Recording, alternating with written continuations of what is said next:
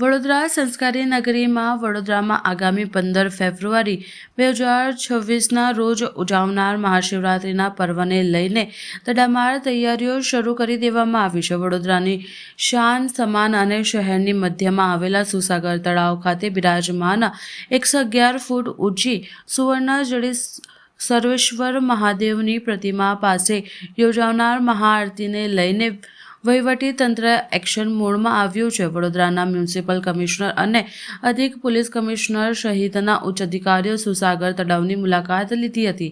આ મુલાકાતોનો મુખ્ય ઉદ્દેશ્ય સુરક્ષા વ્યવસ્થા અને ભક્તો માટેની સુવિધાઓનું નિરીક્ષણ કરવાનો હતો. મહાઆરતી દરમિયાન હજારોની મેદનીની ઉમટવાની શક્યતાને પગલે પોલીસ દ્વારા ચુસ્ત બંદોબસ્ત ગોઠવવામાં આવશે.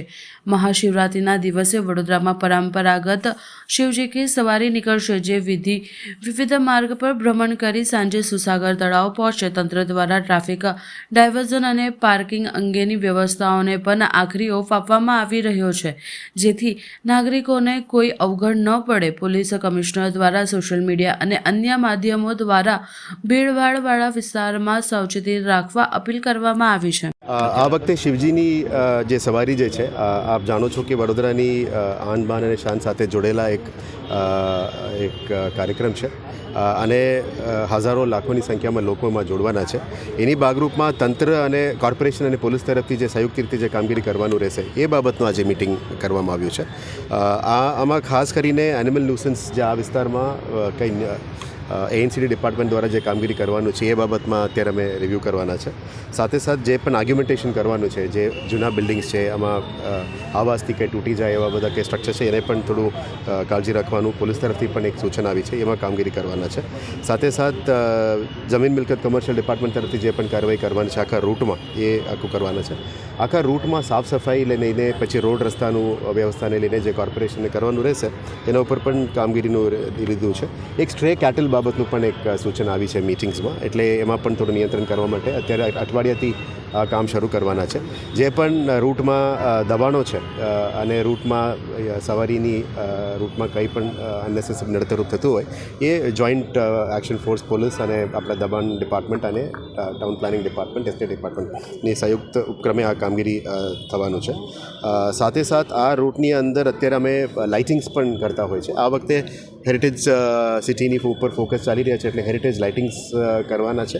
સંસ્થા દ્વારા અહીંયાનું જ આયોજન કરવાના છે, પણ કોર્પોરેશન તરફથી સિટી લાઇટિંગ જનરલી જ્યારે શિવજીનું સવારી અને શિવરાત્રિના સંલગ્નમાં જે લાઇટિંગ કરવાના છે, હેરિટેજ સ્ટ્રક્ચર્સનું પ્રામાણિકતા આપીને સુરસાગરને કરવાના છે.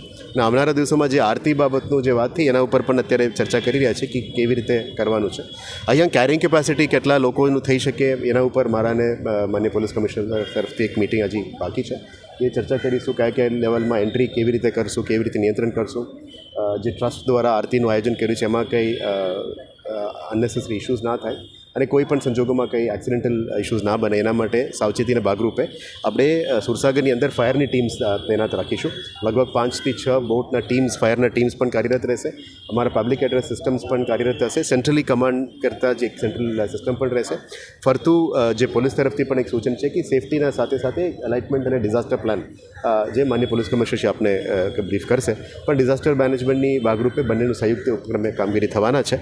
એટલે આ તમામ વસ્તુ રોડ રસ્તાની ક્લિનિંગથી લઈને, લાઇટિંગથી લઈને, સેફટીને લઈને કોઈ પણ સંજોગોમાં કંઈ ઇશ્યુઝ ના બને એ બને તકેદારીના ભાગરૂપે આજે આ મિટિંગ કરવામાં આવી છે.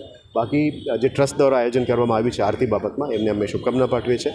તંત્ર તરફથી જે શિવજીની યાત્રી સારી રીતે નીકળે અને સારી રીતે કાર્યક્રમ થાય એ બાબતનું જે તંત્ર તરફથી જે સપોર્ટ કરવાનું છે એ અમારા તરફથી અને પોલીસ તંત્ર તરફથી કરવામાં આવશે.